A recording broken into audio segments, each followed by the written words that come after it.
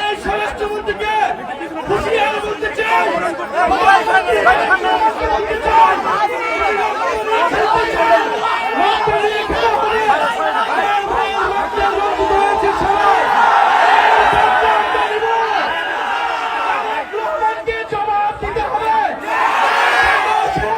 নিরাপত্তা নিশ্চিত করতে পারে নাই,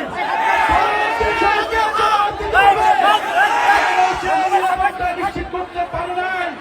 আপনারা ককটেল ফুটান, গুলি চালান, বোমাবাজি করুন, এই পৃথিবীর জুলাই পদযাত্রা চলমান থাকবে। প্রত্যেকটা অভিযান আমরা জুলাই পদযাত্রা নিয়ে যাব, গণভোটের গণরায় বাস্তবায়ন করব,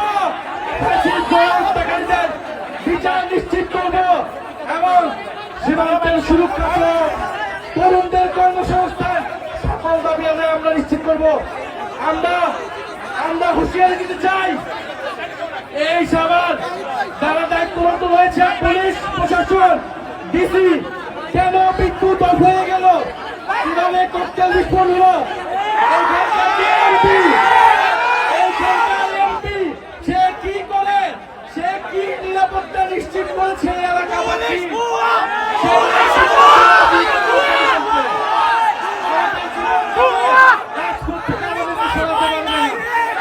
আজকে আমাদের এখান থেকে আমাদের কয়েকজন ভাই গুরুতর আহত হয়েছে।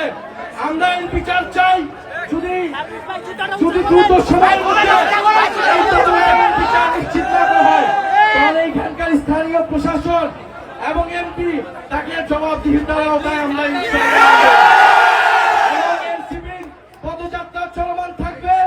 যত ভয় ভীতি বোমাবাজি ককটেল সবকিছুকে উপেক্ষা করে আমাদের পদযাত্রা চলমান থাকবে এবং স্পষ্ট আজকের এই ককটেল বিস্ফোরণ, বোমা বিস্ফোরণ প্রশাসনের সহায়তায় হয়েছে।